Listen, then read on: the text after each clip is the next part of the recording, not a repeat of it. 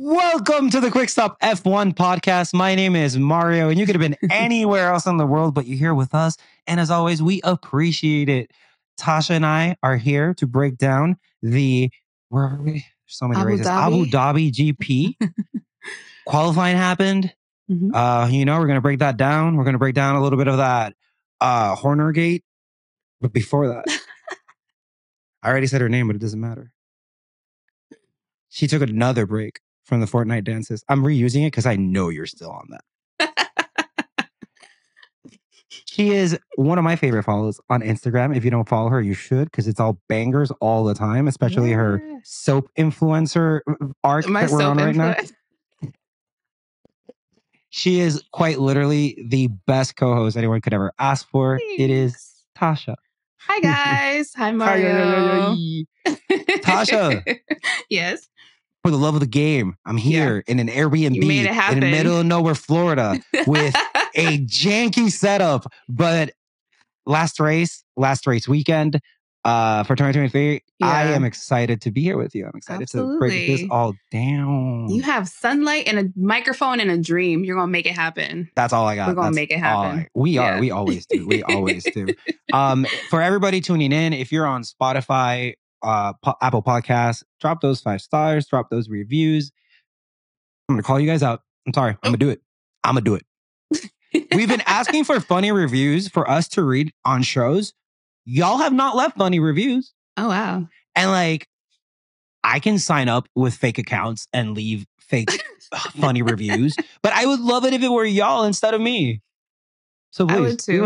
Leave us a 5-star review. I'm not that funny, really, so that's why I need other people to do it. Please leave those 5-star reviews. If you're on YouTube, subscribe to the Quick Stop F1 channel.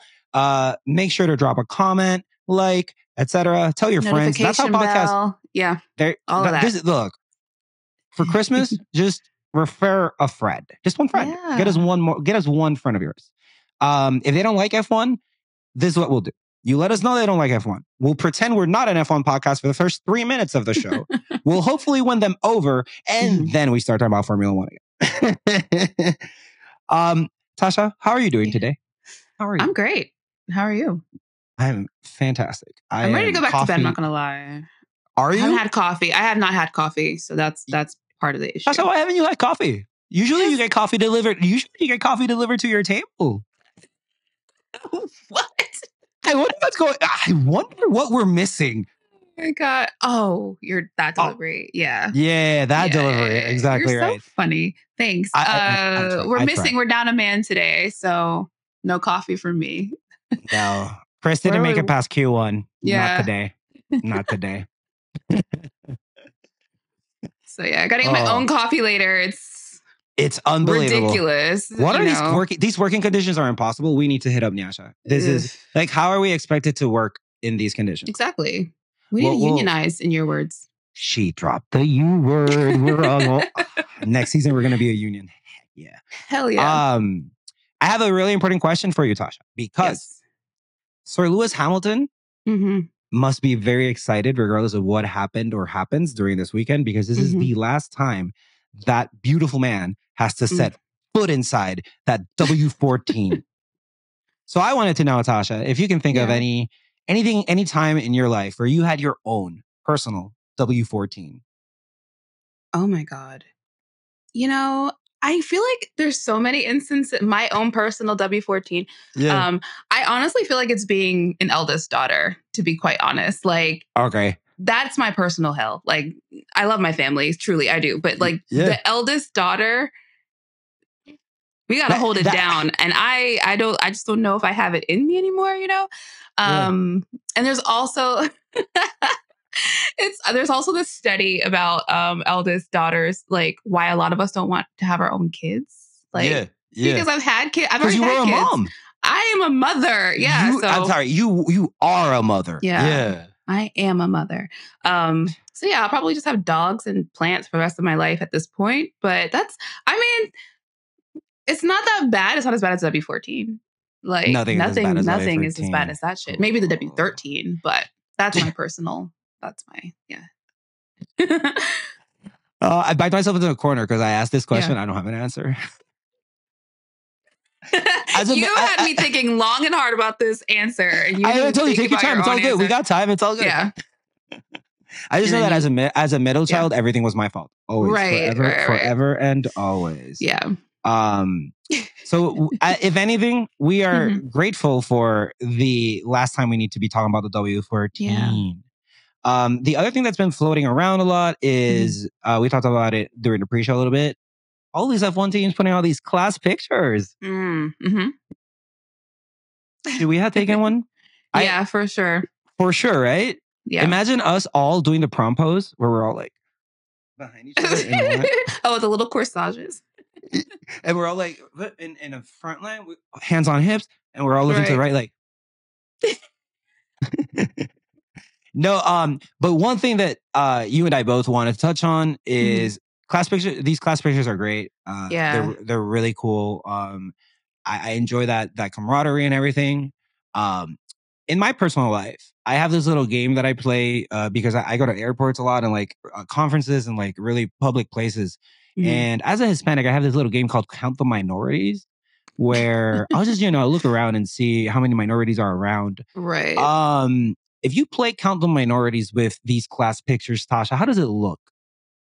It's looking like the manifest of the Mayflower. Like it's giving Spanish Armada, like conquistadores. The Nina, the Pinta, the Santa Maria, like it's so white. It's white. Like they look like they would come invade a country and spread disease. I mean, they're already all dressed the same, so they've got the uniform down. Absolutely. It's giving pilgrims, yeah. Settlers. There are women. I think there are a lot more women in the pictures than probably last year, like previous years and everything, which is a really cool thing to see. Right. But I see those pictures, and although my first thought is these pictures are cute and everything, and I don't know. I think those pictures are clear proof that the diversity that we talk about, not we, but like the diversity that F1 and the FIA talk about all the time, I don't think it's hitting yet. It's not hitting yet because, man, Tasha, how many people did you see? How many? Like, all the teams are like mostly white.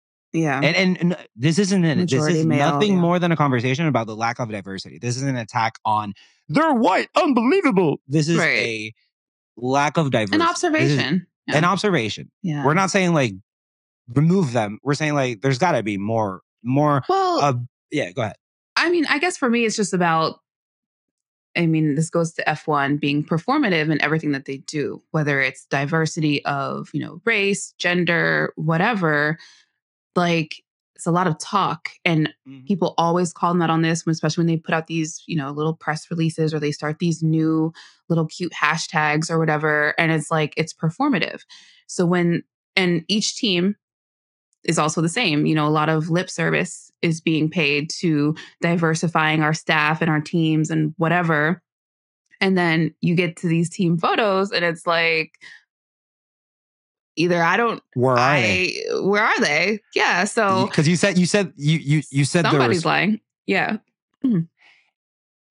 Oh, those are the new hires. We haven't onboarded them yet. The black people will be here. The black people will get here eventually. Next season, yeah. Hispanics are always still filling late. out paperwork. Yeah, exactly. Everybody's on CP time. I can say that because I'm Hispanic, guys. But like, I don't like that. Don't like that at all.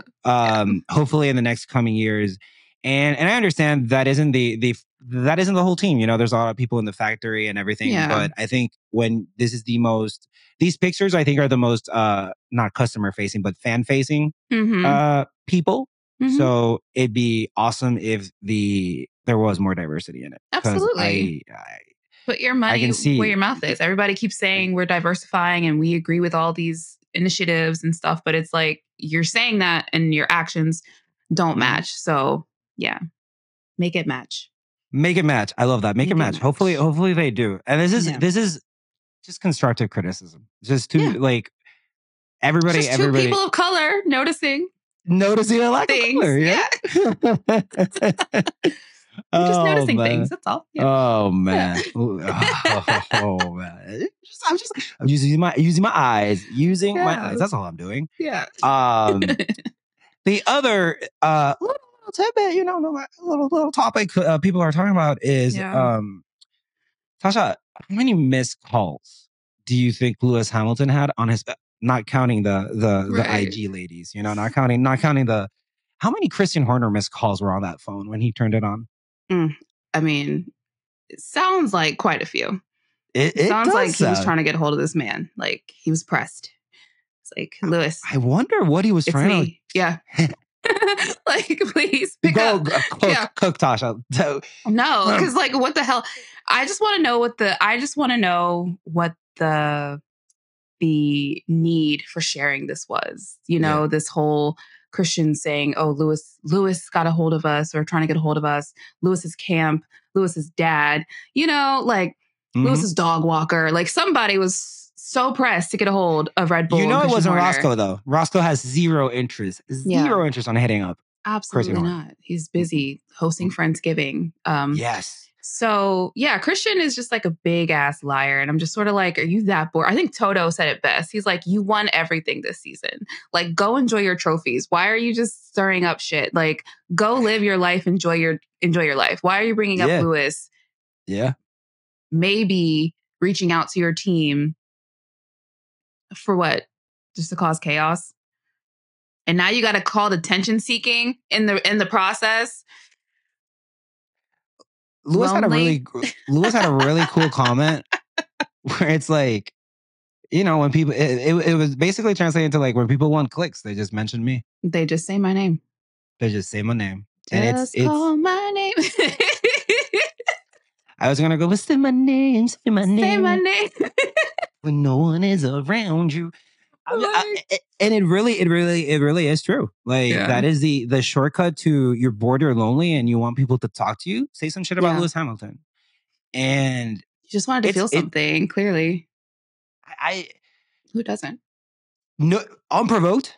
Nobody cared. Nobody asked. Who what? And nothing came from it. So exactly. Like, what are we talking about here? And it's just sort of like, why are you that bored? Like, I just don't understand. And this goes to what everybody was saying about their team, about, clearly it's been too easy for them because they have all this time to talk shit and just stir the pot for people who aren't even competing with them directly right now. Like, Lewis is in the back. Nobody's competing with him right now. He's in the back. Okay. Why are you worried about him? And then to lie on him and his dad. And his dad. Speak on that, Tasha. Like, how do you not have like, so uncouth. Has he no shame? No. Why you got to bring his dad into this? Like, and this is the same man who last season was saying how, all our kids were getting bullied on the playground, and shit right? Like that. Red Bull employees are getting bullied, like, and here you are bringing in people who have nothing to do. Exactly. I think that the actual repercussion of this is really like people talking shit on Max, because it's like, somehow this became Max would be scared or is scared to be paired with Lewis Hamilton.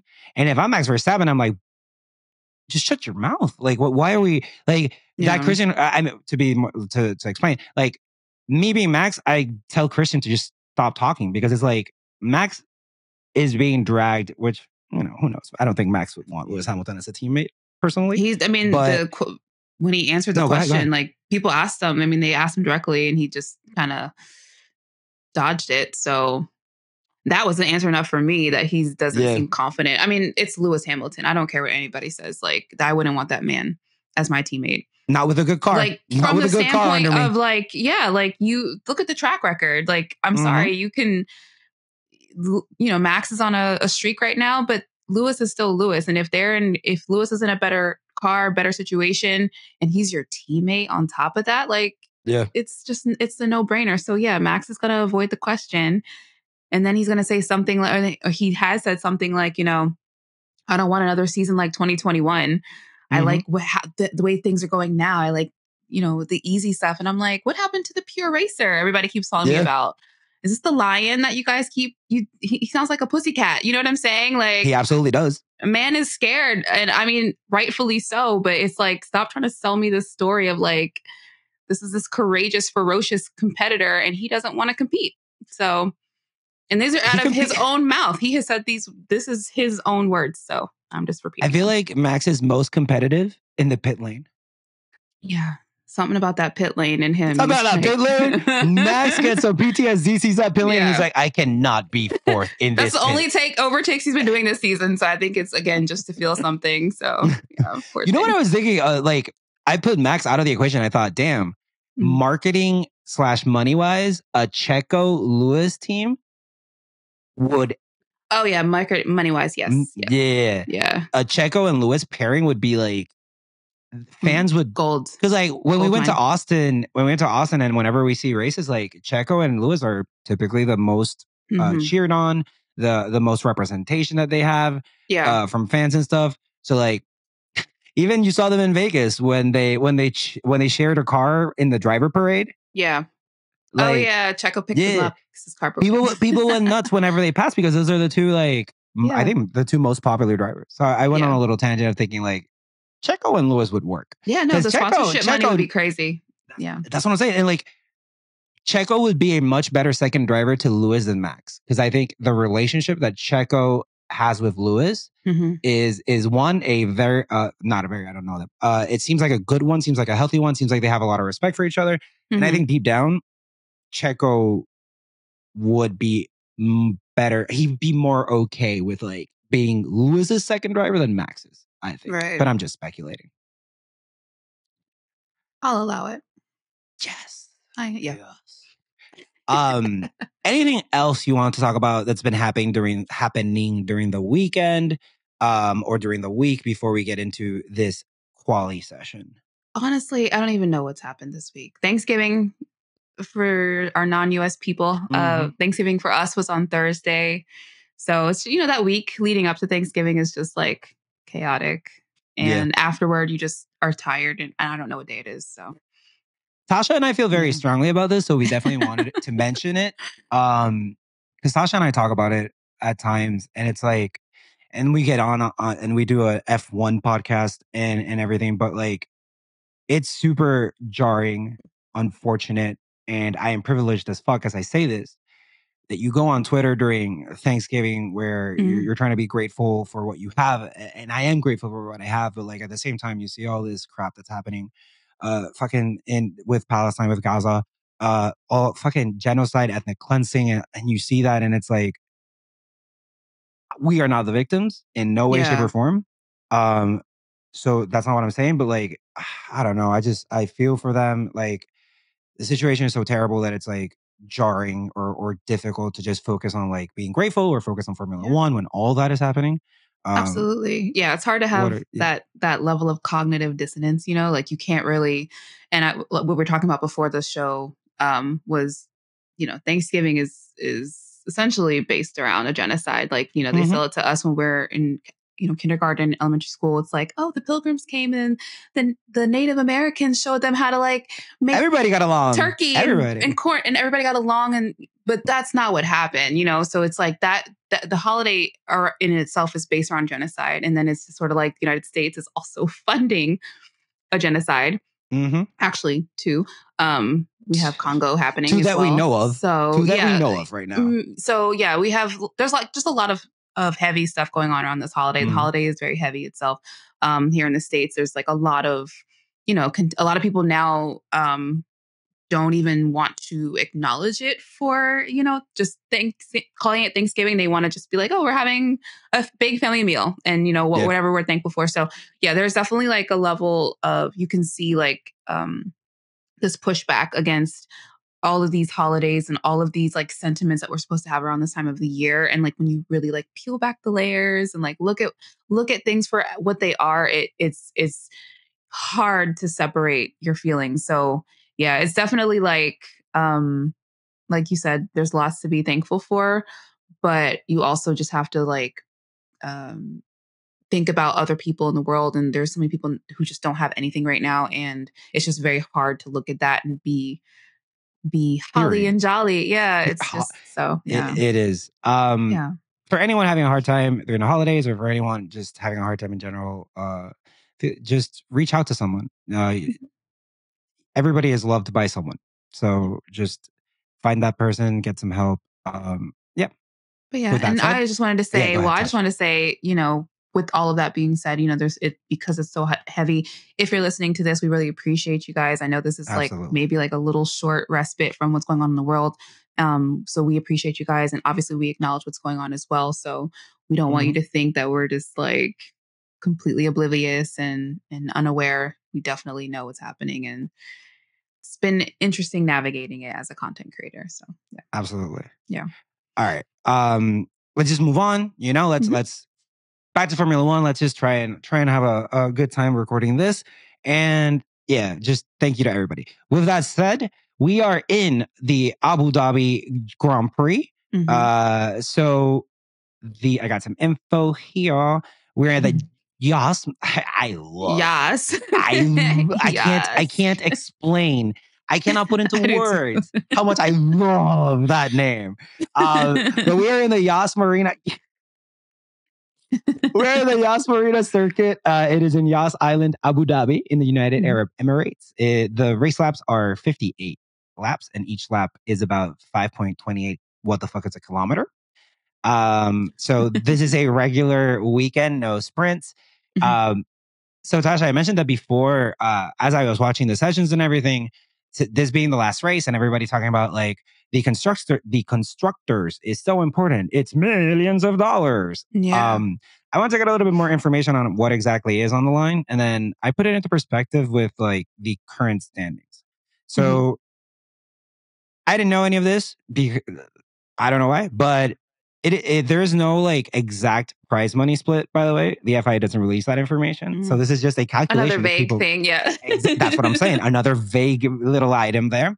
So these are estimates that are pretty close because the constructor pool of money is basically split. It's 50% of F1's commercial rights profit. So F1 generated revenues last year of 2.57 billion, and the constructors' pot was 1.157 billion.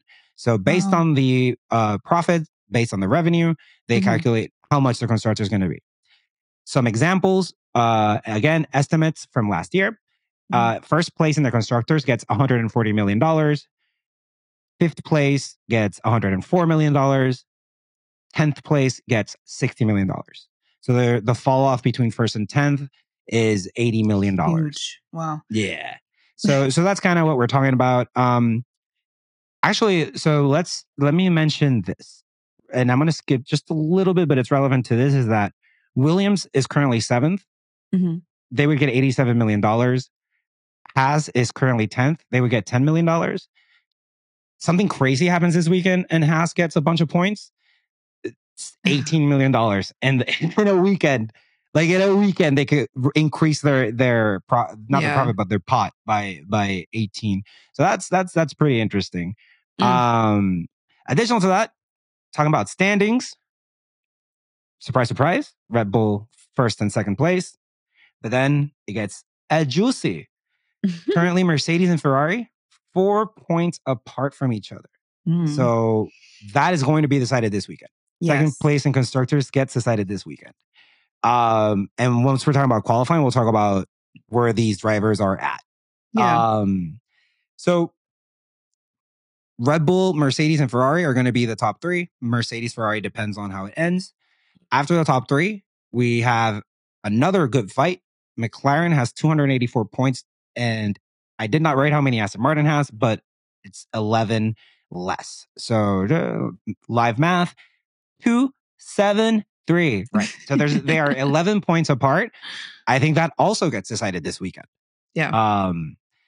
A little tangent though. Let's talk about, or not talk about, but like this is just crazy that as the opposite seasons basically that Aston Martin and McLaren are having. Aston Martin started hot. Aston Martin got off the gate so quickly. McLaren, the complete opposite. And look at us now, right there in the right there for fourth and fifth. Flip-flop has been crazy. Yeah. Yeah. And then 6, 7, and then the back of the field. This is interesting because these teams don't score many points during the weekend. So this can stay exactly like this. But something crazy happens. And these are the breakdowns for the last 4 teams. Williams, 38 points. AlphaTauri, 21 points. Alfa Romeo, 16 points. Haas, 12 points. That is so like not in a mean way, but kind of in a mean way. Those points are so few that remember a first place gets you 25. So like a miracle happens and you get a third place for one of those teams. Oof, the jump is there. Logan Williams, P1. It changed their whole lives, you know. Well, they can finally get that upgraded software that they've been wanting. You know, they can finally get a new floor. Logan might finally get signed. Right, get your contract for next season secured. There's a lot on the line for him. Yeah, it is absolutely a lot on the line. No spoilers, but not a great start. We were talking pre-show that I heard a stat that was impressive to me that only if Logan Sargent gets signed, it would be the first ever season in F1 where the 20 drivers that drove this year drive the next year. Literally every year there's a driver change. And that to me, I thought it was incorrectly. I thought it was I don't know, like a new thing with Drive to Survive and Danny Rick jumping teams so much and everything. Like I thought this was a novel thing where like we're jumping around a lot. It is not. It is not novel. No, people be jumping teams all the time. Like it is. I can't believe we're going to see these same 20 motherfuckers next year. Wow. Well, pending Logan, we'll see. Yeah. But biggest bummer to me. And we didn't talk about this or anything, but like, I don't hate. Haas keeps doing the same thing, same driver, same driver, and they keep getting the same result. And I don't know. I don't understand why they wouldn't pull in just a young driver and just try to develop the car and the driver at the same time. But like, I'd give up trying to understand anything about their team, to be honest. To be truthfully honest, like I'm not. They seem like they're chilling. You know, it's working for them. Chilling. You know what I'm saying? They do seem like it's working for them. So I've been very critical about Alfa Romeo with like they're just there. Alfa Romeo's just there. Definitely. Yeah. But great liveries, great posters. Absolutely great. Very stylish. Very teammates. So they do have some things going for them. Just not on the track. Yeah.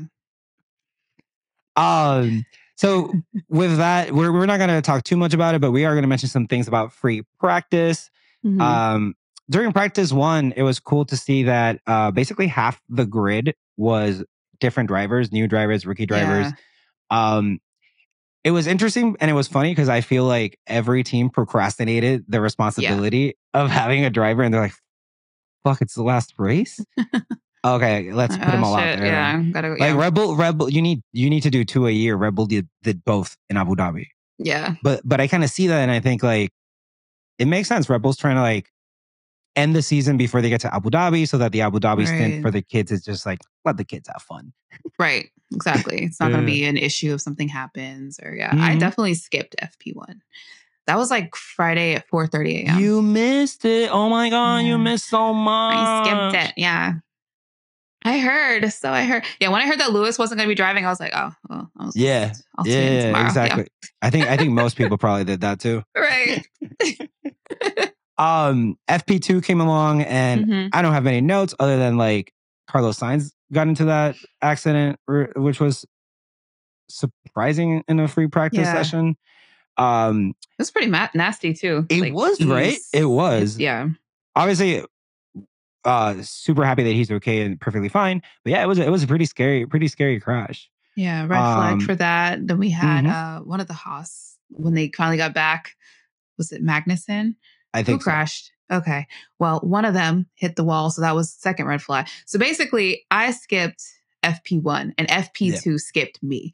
They were like, we're not running any car. There was like nothing's happening in this session. So that's so petty. Reverse like Uno card, yeah. That was so petty. They were like, you don't. What? Oh, I forgot it. Okay. What was that? What was that meme? Like, if you don't this, then you don't deserve me at my this.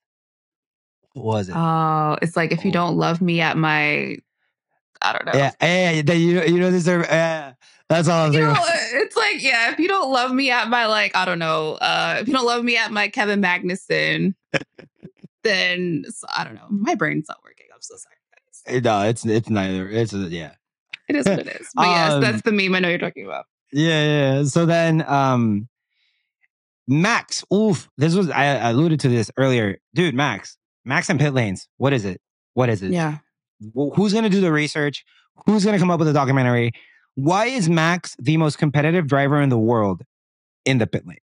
What is it about the pit lane? I just think he's bored. This is me again thinking like their team is just trying to do things because there's nothing left for them. Well, there's just, what else he's won everything. The team has won everything. Checo has P2. Like, he's acting like, and yes, people will say, oh, it's just the winner's mentality. He wants to get out there and get practicing, blah, blah, blah, blah. Like, it's practice. You know what I'm saying? Like, the cars are moving, albeit slowly, yes, but there's a line. Everybody's moving slowly. You jumping around 4 cars just because you think your lap is more important than everybody else's doesn't make it right. Like, his head, his mentality, I get wanting to win. I get being competitive, but I also am just like, sometimes you just come across as like so unlikable for no reason. Like a petulant little child sometimes. Just a brat for no reason. A brat. Because like, why are you trying to go around people in a tunnel? And you said like they'll say like Max is a competitor. He wants to go out and practice. I don't think he does. I don't think he does either. I think he just wants to be annoying. I don't think. Yeah, exactly. I think he wants to be a nuisance. He's get in people's heads. Like, I think he just wants to like play head games. You know what I'm saying? Like, I don't think it has anything to do with him. Because when he did finally get out, he slowed down again, and then George passed him. So it's like all that was for nothing. All of that was for nothing. And all of this off the cuffs of Las Vegas, where he had that, where you gave me where Tasha put editor notes under my words. With the Max Verstappen and Ocon situation. I don't know. I don't think in the lane in Singapore. It's you know what I'm saying? Like, there's just I don't way get too many competitor times. from that. I don't get competitor from that. And this is why I was saying earlier, I'm like, everybody says Max is a quote unquote pure racer. And he'll do stuff like this to get in people's head and play the game and be the first one out. And then when it's like, hey, do you want to compete against the best? He's like, actually, I'm cool with just cakewalking it. So which one is it? Is he the pure racer that everybody's making him out to be? Or is he just some guy getting everything handed to him, enjoying the fruits of that, and like calling it a day? Because they both are not compatible statements. You can't be like, this man is like the old uber competitor. And then when it's time to compete and be around people and overtake cleanly and all this stuff that comes, the other parts of racing, he doesn't want to do it. And I know he can do it. He just chooses not to. So like, that's the issue. So it's like, I can't reconcile the two statements in my brain. It is difficult, especially when you see again Vegas. Lewis Hamilton has 15 overtakes in it. Yeah, the man. How many dirty ones? None in the pit lane. They're all on the track. Right.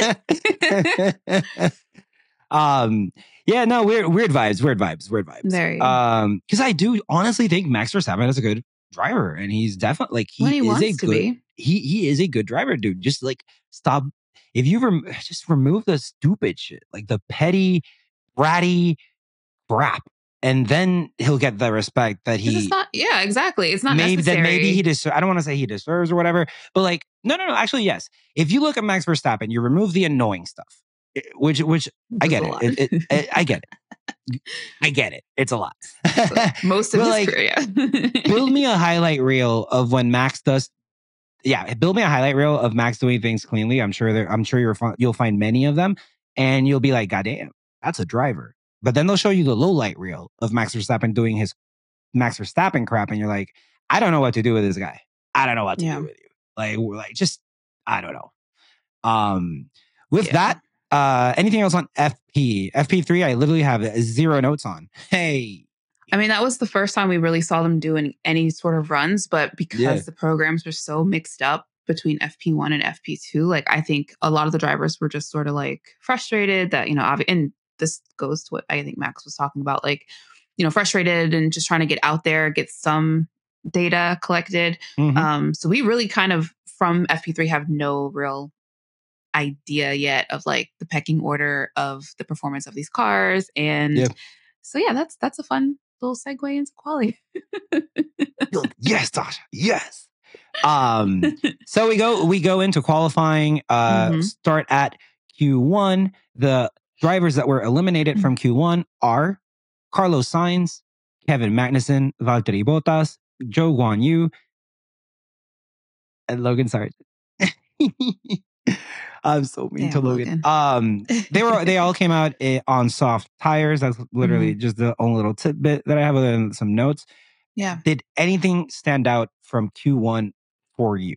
Let's see my little notes here. I think because of like we just talked about practice, like kind of not giving us a clear picture on like where people were, it was kind of surprising to see the Ferraris looking kind of struggle bus. I thought the Alpha Tauris kind of surprised me. I was like, okay, Danny and Yuki were just sort of like going back and forth. I mean, obviously they have some like a little inner team kind of battle going on as well. Like Yuki's been there and Danny's the third person in the season. So that was an interesting thing that I kind of like kept my eyes on as well. And yeah, it just looked like, I don't know, it just looked like nobody was safe. Like the whole session, like it just sort of looked like all the times were kind of in jeopardy. And so the last few, I know the last few laps, the driver at risk was constantly changing. Yeah. Because like all the laps were improving, for most of the laps were improving. So I was very, I guess, surprised by Carlos Sainz being in 16th. After qualifying, he said, "It's our fault. We went out too late. We had a problem in the front wing that delayed us quite a bit. So we just need to have a look at what we could have done better." But honestly, overall, the weekend has been a tricky weekend. And then Carlos Sainz hasn't been out in Q1 since Brazil 2019. And I don't know, I feel like people don't talk about that enough. That is crazy consistent. Yeah, that's insane. Like that is a level of consistency that's like impressive. Brazil 2019. He has, God, you think Logan Sargent is like, bro, give me one. You have so many. Just give me one. He kind of cracked me up though, because this little comment, I think on the radio about traffic and like the Mercedes were in his way. And I'm like, they weren't even anywhere near you. Everybody is in Carlos Sainz's way. Everybody. It's always everybody else's fault. And it's always like the Mercedes. How are they in it? Like, I just don't understand. Everybody sees a dark colored car and they're like, oh, it's fucking Lewis Hamilton. Should the car not be black so that they like maybe become nicer to them? I don't know. Carlos Sainz has a funny tendency of blaming other people for things. I don't know. Tendency. It's his whole personality trait. Like that man cannot accept responsibility for anything. I wonder what it is. It's never his fault. He's too good looking. That's no self-awareness.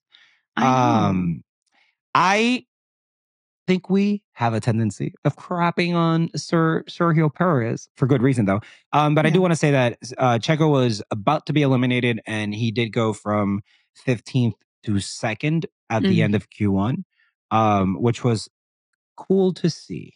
Yeah. And then the last little note I have. Obviously there's drivers that come from F2 and F3, etc. So there's certain tracks during the season that Oscar Piastri and Logan Sargent have raced in, and I've kept an eye on that just to be like, curious. Like, I wonder if they're going to do that much better because they've been in the track before versus the track they haven't.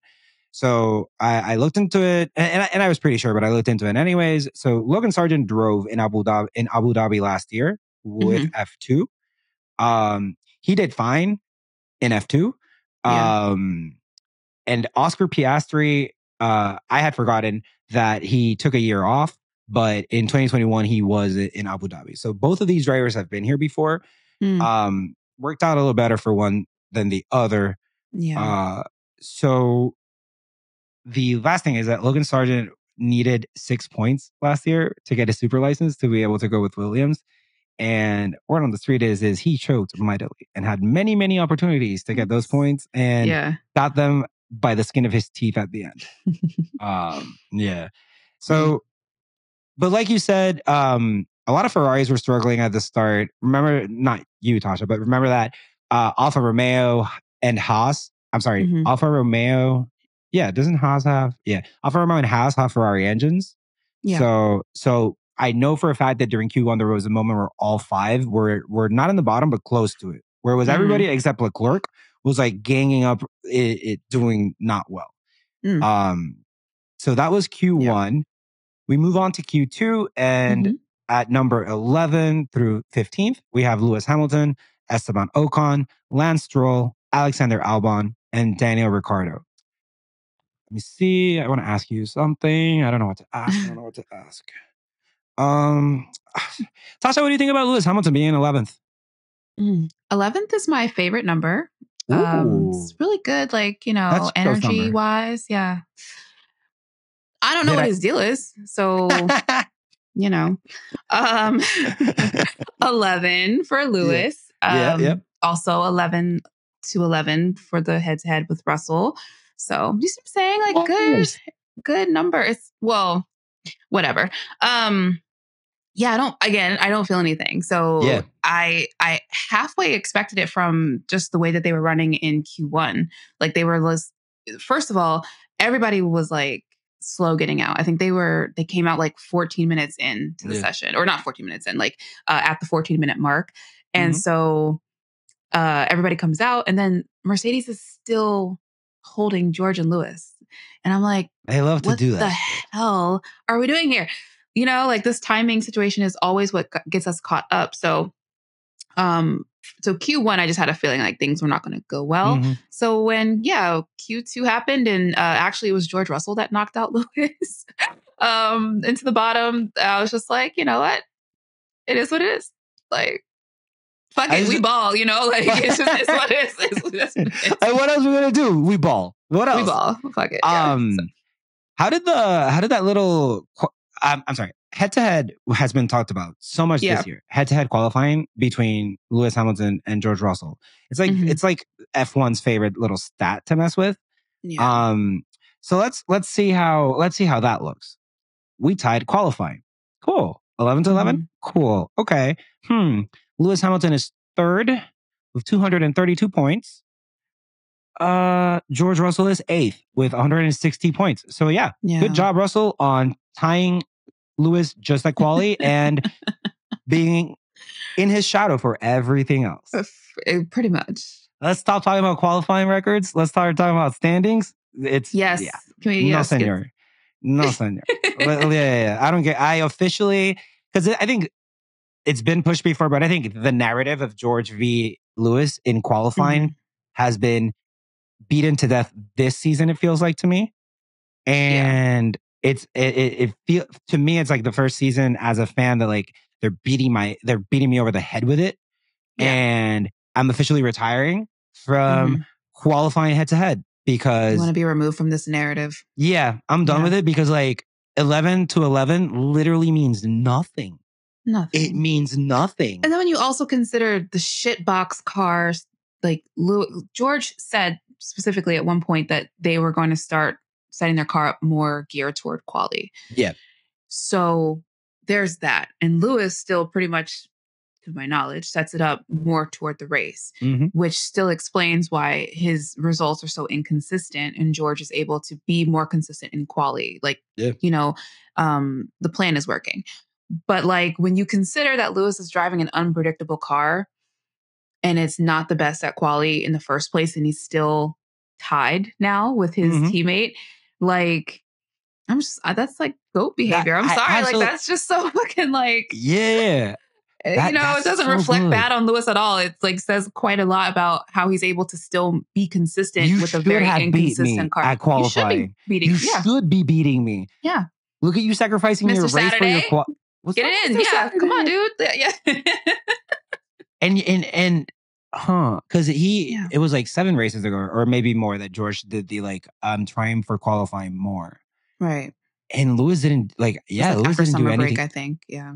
That's crazy. And George has had a new engine since. I mean, like George is a great qualifier. Like I'm not gonna absolutely try to say that, but it is just like when you see how the things are stacked up against Lewis, and Lewis is still able to perform. Clear you. And it's just like, and then next year, hopefully, fingers crossed, the car when it's more consistent. Like I don't think it's going to be close at all. Like I hope this is the last time we ever have to have this conversation about them being tied, about George being ahead, like any of it, like. He's gonna wipe the floor with that boy next year. Sorry. Yeah. And I love George. I do like George. You haven't said anything. You haven't said anything that isn't true. The standings. It's just like I know what the deal is. You know what I'm saying? Just like Max was like, I don't want that man to be my teammate. I know George doesn't want Lewis to be his teammate. Nah. Every time Lewis is like, yeah, I'll stay here for another 5 years. George's heart breaks. He's like, what the fuck do I have to do to get rid of you? I don't have 5 years for this. Yeah. No, I absolutely love everything you said. Like I agree 100%. Especially the last part. Like, I feel like if you ask George Russell tomorrow, hey George, you want Lewis out of here? You want Lewis out of here?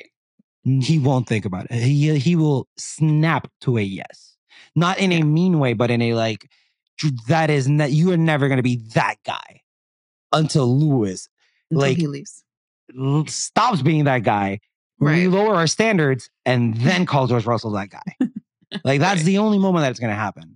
Right. It gives me George Russell and Aston Martin vibes eventually. I don't know why.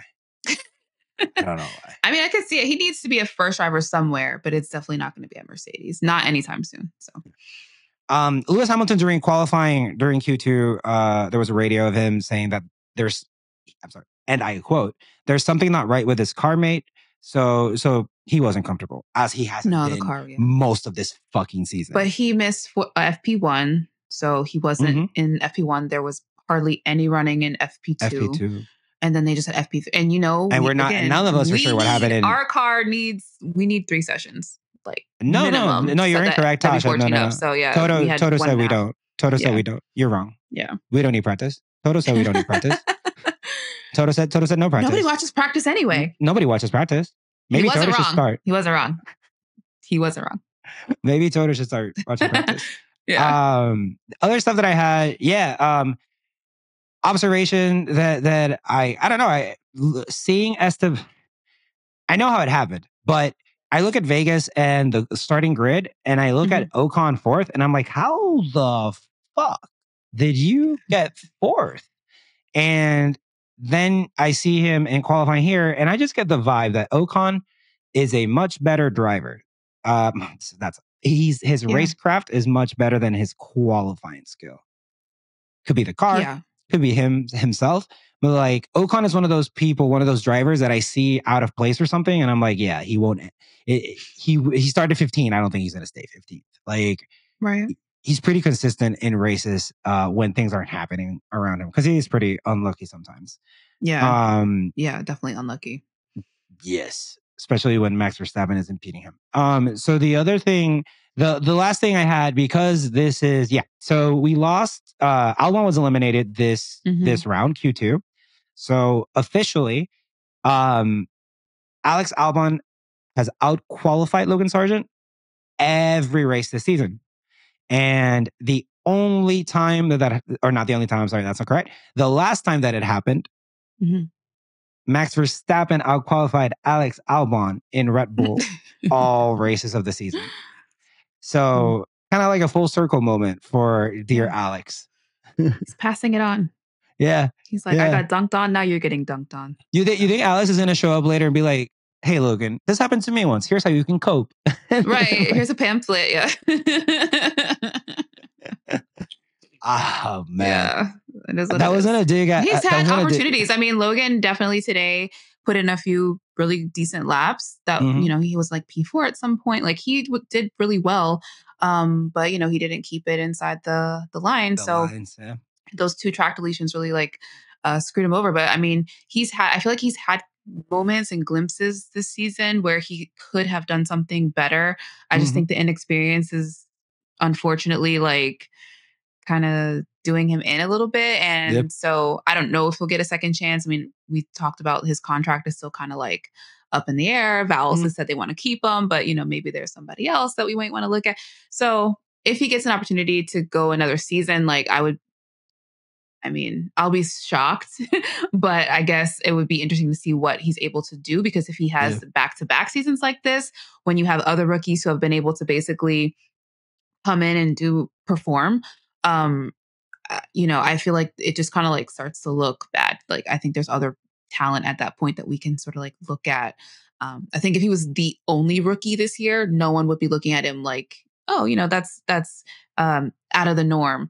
But because you have Oscar Piastri, you had Liam Lawson, you had other inexperienced drivers in F1 come in this season and do well or do well enough. Do well for rookie standards. Danny Ricciardo came back. You know what I'm saying? Like, he's doing pretty well. So it's like Logan can't be the only guy, not performing out of the 20 You're absolutely drivers. right. There's too much data of like rookie or like traditionally not great drivers who are doing much better than Logan. Yeah. You didn't mention Albon, but like, that's the worst. He's had a great season. Albon is like Mr. Williams at this point. So it's. But I still have to say, like, you've driven the track before. You've been here before. The only difference now is that you were here in an F2 car and now it's an F1 car. Cool. You've driven that same F1 car all season. This is your 23rd, 22nd race. 22nd. So like, I still expect him to do better. And I think the fact that you didn't put in one lap is super telling to me. One good lap. You didn't give me one, because he gave me one, but it was deleted. So like, I cannot correlate. Are you skilled if you drive this car all season, go to a track you're familiar with, and can't get a lap? Yeah. I struggle with, like, I'm sure James struggles with that as well. I'm not the one who has to sign that contract. Right. So we move. Oh, I'm sorry. Anything else for Q2? No. Sweet. So we go to Q3, and then I'm just going to go through the starting grid, and we'll talk a little bit about it. So at number 1 through 10, we have Max Verstappen, Charles Leclerc, Oscar Piastri, George Russell, Lando Norris, Yuki, Fernando Alonso, Nico Hülkenberg, Checo, and Pierre Gasly. So just to reiterate, top 3 is Max, Charles Leclerc, Oscar Piastri. Any takeaways from the final session or from the starting grid? Yuki definitely stood out to me. Actually, I had him on my notes for all 3 sessions. I was like, what did they put in his AlphaTauri? No, they did. They did an upgrade. They did a. The car just loves this track or something, because they put in an upgrade this week. They put an upgrade this week on it. Yeah. Okay. Yeah. I was just like, okay, Yuki, I see you, sir. Like, he was really putting in some great laps, some great times. So shout out to him. The other standout for me were the McLarens. They're back on form. Yes. Both of them. Isn't it crazy? Like, we talked about it during the Vegas episode. Isn't it? I know it's very naive, but like, it's crazy to me how much it changes track to track. Yeah. Like, they were irrelevant last week. Yeah. I think these cars are so sensitive to everything. And so I guess that is what's so interesting. I will say, though, just as an aside, like, it's crazy to think that we were just in Vegas last week and now we're in like the opposite side of the world. Like, and I think next year they want Vegas to be part of like a triple header. So I'm like, God bless these people and having to fly those many hours around the world to race. Carbon footprint must be pretty bad when you're going from Vegas to Abu Dhabi. So maybe we should, like, because they did Austin, Mexico, and what was the third one? Brazil. Those are that great, Brazil, great layout. Yeah, maybe more of that. I'm sorry, I'm going to ask you a random question that has nothing to do with any of this. Okay. Do you think Vegas being a successful race and having Austin, do we need Miami? No. What does Miami? What's unique, or what does Miami bring that's different now? Because Miami is a street circuit, so that used to be the argument, was like Austin is a track, a standard track. Right. Miami is a street track. But now we have this Vegas street track, and the race was great. The weekend was choppy, but I enjoyed the race. Yeah, I did too. So I don't know. I'm looking at Miami like, why? Yeah, I don't think we need it. I mean, and also Miami and Vegas have that similar party vibe anyway. Exactly. So it's like it's two of the same vibe. Like, you don't need both. In Miami, to me, doesn't feel spectacular enough. We've had it. I mean, we've done Miami twice. I don't remember a single memorable thing. Yeah, you do. The football helmets. Do I? Oh, the football helmets. See, but that's like the stupidest shit. Like, no, it is. I know it is. I'm proving your point. I'm literally proving your point. So, I mean, yeah. And I mean, honestly, I feel like Austin holds its own. I don't even think we need Vegas. Vegas was entertaining for the chaos, but yeah. I mean, no, you're absolutely right. Cute, but it's like, dude, like half a Billy cute. Like, do we really need this? So, I mean, I'm curious to give it another shot next year, obviously, and see, because I think it's on the calendar for 10. Also, if anybody wants to like get us to the Vegas, like we'll go. You know, if anybody wants to like pay us to go to Vegas, we'll go. We'll report on it. You know, just let us know. Go hate on it in person. Yeah. Yeah, absolutely. Yeah. You think I won't be shameless? You think I won't be like, this track is great? If somebody asks me, will I tweet the opposite? Absolutely. But like, if I have to say that Vegas is great to get to Vegas, I'll do it. Do what you gotta do. Yeah. Does that make me sound like a sellout? I've been hitting the stats hard today. Checo has qualified in the top 4. Top 4. Top 4. Once in the last 17 races. That is shameful. Shame on you. Shame on you. Like, what the hell? In that car, it's nuts. He's putting up Logan's Other drivers must be pissed. Other drivers have to look at Checo and be like, oh my God, if I had your car.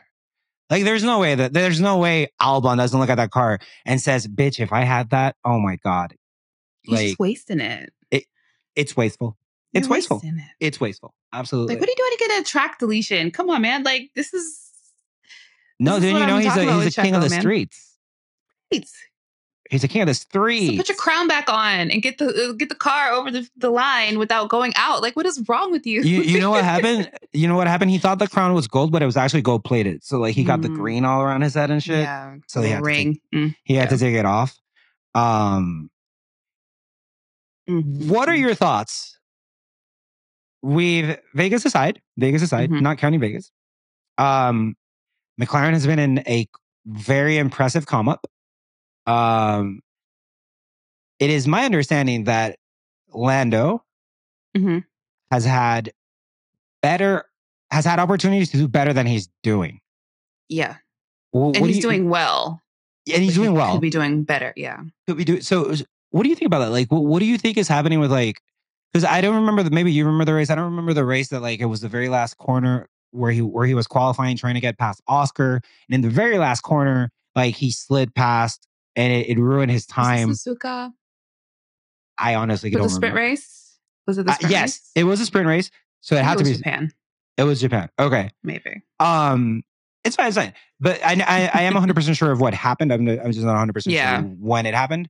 What do you think? What do you think about Lando? Is maybe not adding up to like consistently getting better than Oscar, or like just being up there at second or third place?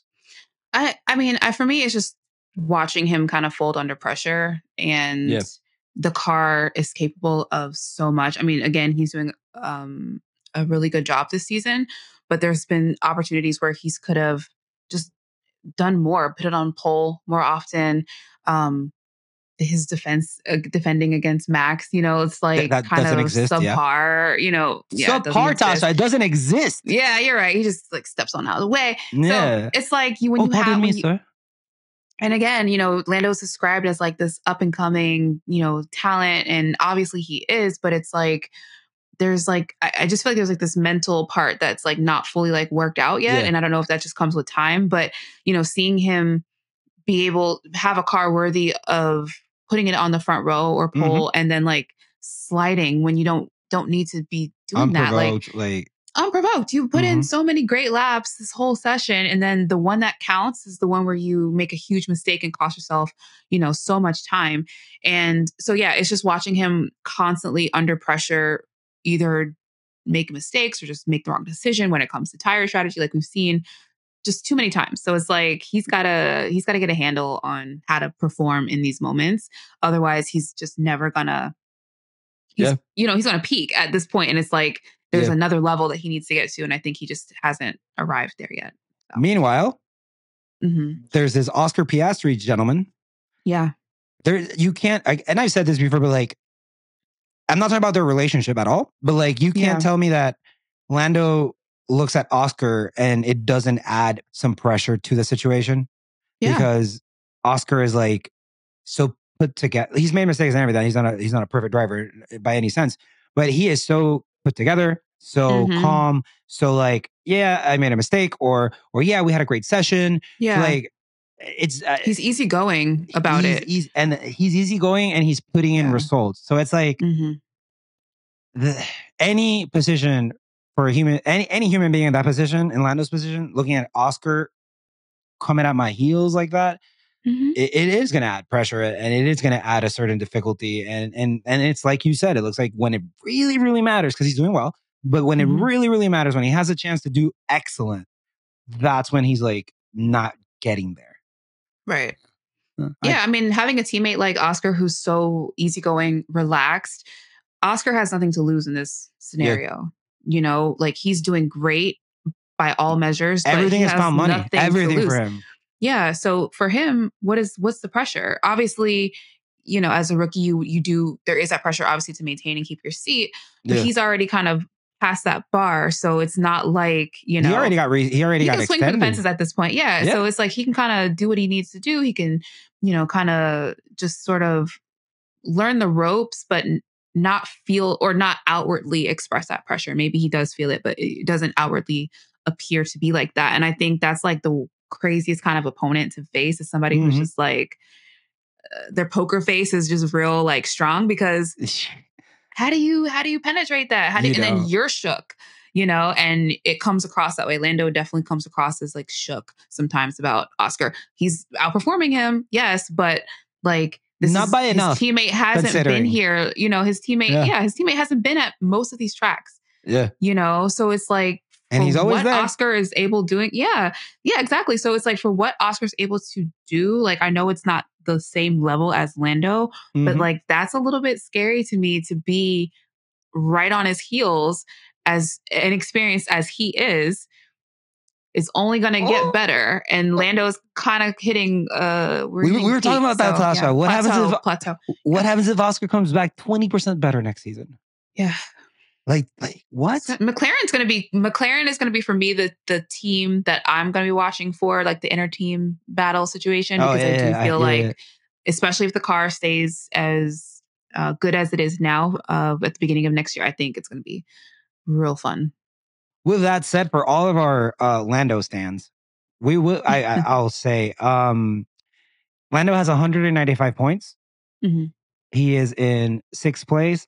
Oscar is 9th with 89 points. So, you know, Oscar is not as good as Lando yet. We're just saying, like, being in Lando's position where Oscar is clearly very, very good, and if he keeps getting better, it's going to become a problem. That's kind of where we're coming from.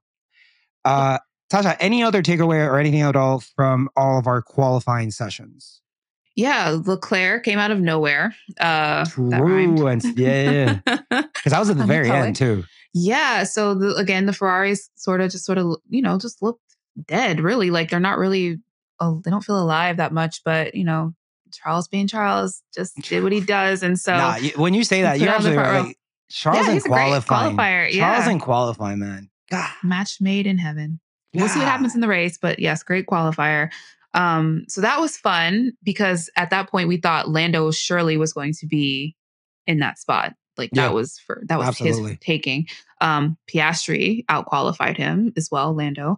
And yeah, Max got pole, so that's just a day that ends in Y. Everything else, I mean, the grid looks kind of nice. It's like a little bit mixed up again. People are kind of out of position, so that'll be kind of fun to see. Love Yuki at 6. But Yuki, yes, I'm very excited. We should mention also Nico Hulkenberg at 8th. Yeah. Yeah, I mean, the Haas, I mean, again, those guys also do pretty well in qualifying. I feel like this year they've been really strong in qualifying. At least Q2 and Q3, like multiple times more than some people. We're not going to name names, Sergio Perez.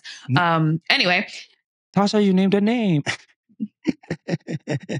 Anyways. Anywho. Yeah. I think it's going to be at least an interesting start. I'm looking at 6, 7, 8, Yuki, Fernando Alonso, Nico Hülkenberg. Yeah. That should be interesting. I see Max, Charles. I see the starting three of Max, Charles, and Oscar. They're all pretty civil because Max is first. I mean, they're all pretty civil. So I don't expect much to happen. It might be just a pure on merit type of race, depending on like safety cars and stuff like that. But like, if anything, very interested in how George at 4 and Lando at 5 start. Very interested in if like Lando gets very aggressive and wants to push immediately. If George wants to get very aggressive and push immediately, should be interesting to see. Absolutely. Okay, so next up, it's time to read some predictions. As always, thank you so much to every single person who's engaged with us during the season. Okay, Tasha and I are going into our first off season since starting this. So it's been a crazy. I hate it's so cliche. It's been a crazy ride. But if anything, extremely thankful to literally every watcher, every person who's engaged with us. With that said, let's shout out some of you because we asked you for your predictions, and all of you came through. Thank you. We selected a few of our favorites. Tasha, you want to get started? Yes. I'm gonna read. Let's start with, I think their name is Tandy at Tandy Tweets. Hi, stranger. Tandy. How you doing, Tandy? How you doing? Tandy said, a final bozo moment from Perez. Fingers She doesn't mean me, by the way. Not I. The other one. Yeah. Do you see that happening? Part of me feels like this is the last race. Checo knows he needs to do well. Even though it's, like he still needs to do well. Technically, he doesn't need to do anything because he already cemented second place. But he does because you can't. Because he's terrible. End the season on a low note. I hear you. The last thing you want to do is go into the off season and everybody's damn. Tasha, that's such a great point. Like whatever happens this race is going to be what people run with. We're going to talk about this for the next 3 months on F1 Twitter. And so, do you really want your last thing to be to match crashing the rest of your season? So exactly, go out on a high note, So part of me feels like that's what he will be aspiring to. Yeah. But I just very much see a crash, an unnecessary, coming together with somebody at a start or whatever, like he does. So, because, he's definitely going to have to do a bit of a recovery. So it'll be interesting to see if he can get around everybody clean. Yeah. So up next is Rich. The @ is what? Yeah. Oh, I just really love this one. They said prediction: Lewis pushes the W14 into Yas Marina. I just want to say, Lewis, if you need help pushing that bitch, if you need any help pushing that bitch to the ocean, just holla. People will line up. People will line up to push it. Oh my God. I don't ever want to see that W14 again. Yeah. What do you have next? So from Alex, Spicy Souvlaki, they said Max 1, Piastri 2, Charles 3. Praying for Piastri to be on there would be a great end to an amazing rookie season. Absolutely. Yeah, that would be an exclamation point on the end of the season for sure. Agree. Yeah. And then finally, I have Morris B. And they said, I'm tired of this season. I'm just happy it's over. Honestly, Tasha, agree? True words have never been spoken. How do you feel? I'm going to answer your question with a question. How do you feel about the number of races that we've had this season? Okay. Too many. Way too many. How many would you reduce it by? Many. I'm sorry. Go ahead. I'm sorry. I interrupted. How many would you reduce it by? Like 18, let's 20, say, let's say we've done 22. Originally, it was 24 this season. I think we ended up with 22. Yeah. I think 18 is a good number. Yeah. I think so too. We've removed triple headers. That makes zero sense to me. Maybe even just have a race every 2 weeks, maybe. Triple headers. I love Formula One. and like I really enjoy it. And every time we record, I forget everything I said, but I come out of our recordings thinking, damn, that was so much fun. Right. Yeah, we have a blast. Yeah, but still, like I got tired. Yeah. Like I got tired of like, where are we this week? But we just did this. and like waking up at random times of the day, like and what I'm saying is I enjoy every aspect of it. Yeah. And still I got tired. So I think I'm gonna land at 18 races. What about you? I think that's probably, I think somewhere like 18, maybe like 20 at the most. But like when you also include like the sprint race weekends, you know, it just, we're adding so much racing. And I just feel tired. So that I don't remember feeling like this last season. I do remember feeling at the end like, okay, I'm ready to like burn this car. That's the same. But like, I don't remember feeling like exhausted. Like I ran a marathon and like I'm finally at the end of, you know, crossing the finish line type of thing. So yeah, I feel like it's been too many races and I would love to see a reduction in that. Not too much because I love watching them drive and I can't get enough of that part. And they go to beautiful places and like, it's a great, the people, let's say everything is so enjoyable. Yeah. Tasha, I think this is the compromise. 20 races, no sprints. Absolutely. That's where we're at. Deal. Yeah. Deal. Handshake. All right. Yeah. Done. That was our last tweet. So it is time for you and I to do predictions. Yes. Do you want to go first? Sure. My predictions are Max P1, George P2, Lando P3. I put George and Lando there because I'm like, they are desperate for podiums. And I feel like definitely describe them as that. I just feel like that's the vibe for them. Yeah. They need those for their own selves. I would like to think that Lewis can work his way up. I mean, he made 15 overtakes at Vegas. Like what he's got, like 10 people ahead of him, 9 people ahead of him. So yeah, I don't see him not being able to do something as well. I just feel like that podium, maybe the P3 is going to be kind of up for grabs, but I'll stick to, for the sake of the graphic, Max, George, and Lando. What is your prediction? So my prediction is, I hate that we always have to say Max, and that's not a hit on Max. That's just unfortunate about the sport. So mine is Max, Lando, and Charles Leclerc. Just because I don't see Leclerc starting second and not ending up in the top 3, but I definitely don't see him first. Do you see the Ferrari tires lasting and stuff? Maybe with Charles maybe, but Carlos Sainz, I don't know. Yeah, Carlos Sainz gives me the vibe, and with reason, I think Carlos Sainz gave me the vibe that he's just so done.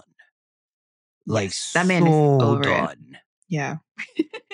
Because like the last few weeks have been Vegas fucked him up. Like the fact that he got that penalty, he was done. Yeah. I'm saying like the day I don't know. Like the day before the last day of class, you're being a bummer. I just want to get out of here, man. Just want to get out of here. And then he's 16th now. I don't know.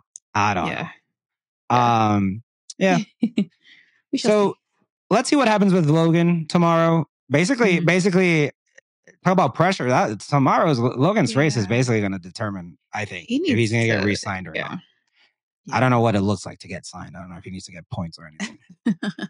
But with that, remember to stay tuned for next week's episode. The off season is about to start, but I think Tasha, you and I are going to be around for sure. Yes. Shocker. Tasha and I have got some ideas down, some content that we want to work on, some investigative little pieces that we want to do. Yeah. So y'all are stuck with us. Also because if we don't record, I'm going to miss Tasha too much, then like it's going to be horrible. So yeah, thank you very much for everybody who's stuck with us during the season, everybody who has left a comment, everybody who's left a like.